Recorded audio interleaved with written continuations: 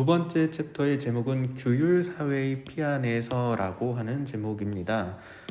지금 이 규율사회는 이번 학기 수업에서 살펴봤던 그 푸쿠에고를 떠올리면 여러분들의 이해가 좀 더 수월할 것 같습니다. 병원, 정신병자 수용소, 감옥, 공장 등으로 대표되는 규율사회는 여러분들이 이미 잘 이해하고 있는 것처럼 어떤 복종적인 주체를 만들고 부정성의 사회를 만듭니다. 말하자면 규제 속에 갇혀서 금지, 명령, 법률 중에 따라서만 움직이게 됩니다. 그리고 그러한 규율 사회에 적응하지 못한 사람들은 광인이 되거나 범죄자로 전락하게 되는 것이었죠. 자, 그런데 지금 후기 근대 이후에 나타나게 되는 이 성과사회의 모습은 그와 조금 다릅니다.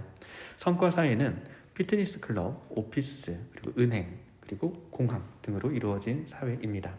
자, 이 사회에서의 개인은 스스로 성과 주체로서 규제를 벗어나서 자신의 어떤 프로젝트, 이니셔티브, 그리고 모티베이션 등에 따라서 움직이는 성과 주체들입니다. 스스로 자신의 생활에 충실한 삶을 살아가고 있는 지금 여러분의 모습을 한번 떠올려 봐도 좋겠습니다. 자, 그런데 이러한 성과 사회에 적응하지 못했을 때 우리는 그러한 사람들이 우울증 환자가 되거나 낙오자로 전락하는 모습을 볼 수도 있습니다. 그런데 이러한 규율 사회와 성과 사회는 서로 반대되는 개념처럼 보일 수도 있지만 저자는 이것이 반대되는 개념이 아니고 하나의 흐름이라고 이야기를 하고 있습니다. 자, 이 책 25쪽의 내용을 보면 그 해당하는 내용을 확인할 수가 있는데요. 이것이 규율사회에서 성과사회로의 일종의 패러다임의 전환이었다. 그래서 그것이 하나의 흐름이었다라고 이야기를 하고 있습니다. 자, 해당하는 부분을 꼭 한번 가서 읽어보시기 바랍니다. 자, 그러고 나서 앞서 성과사회에서의 낙오자들이 우울증을 겪게 된다라고 말씀을 드렸잖아요. 이어서 저자는 이 우울의 원인이 그럼 도대체 어디에 있을까를 생각을 하고 있습니다. 자, 이 저자의 말에 따르면 이 알랭 에랭베르라고 하는 사람은 지금 이때의 이 우울의 원인이 바로 자기 자신이 되어야 한다는 사회적 명령 때문이다라고 이야기를 합니다. 다시 말해서 성과사회로 들어서면서 자기 자신이 되어야 된다는 사회적 명령에 부응하기 위해 애쓰다가 그렇게 되지 못하고 지쳐버린 나머지 생겨버린 우울로 보고 있다는 것입니다.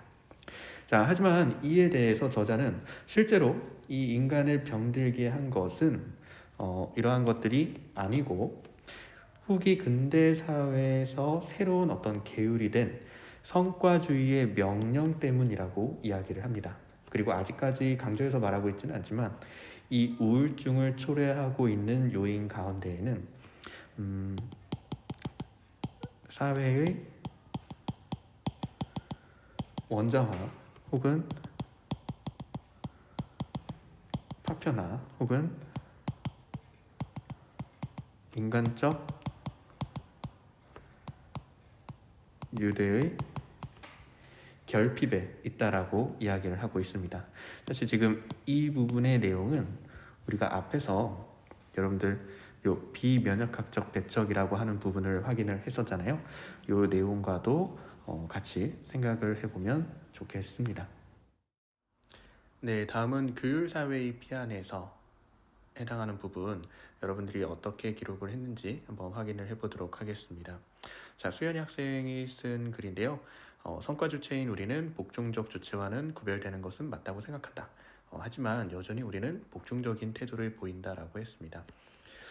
사실 접근하는 그 시각 자체는 조금 다를 수도 있지만 한편으로는 아마 이제 수연 학생이 말하는 요 복종적인 태도라고 하는 것도 지금 우리 현대 사회인들이 겪고 있는 어떤 피로라고 하는 것을 이야기하는 것이 아닌가 하는 생각이 드네요. 자, 그다음 다현 학생이 쓴 걸 한번 좀 보도록 하겠습니다. 그러나 저자는 단순히 둘을 비교하는 것이 아니라 현대 사회의 사람들은 당위의 부정성에 길들여진 상황에서 능력의 긍정성에 눈을 뜨게 된다고 말한다. 자, 그리고 이러한 둘의 결합이 이중칙칙과 같은 효과를 내어서 우리 성과 사회로의 연속적인 이행을 만들어낸다고 설명한 것이 인상적이었다라고 해서 감회를 기록해 줬네요. 네.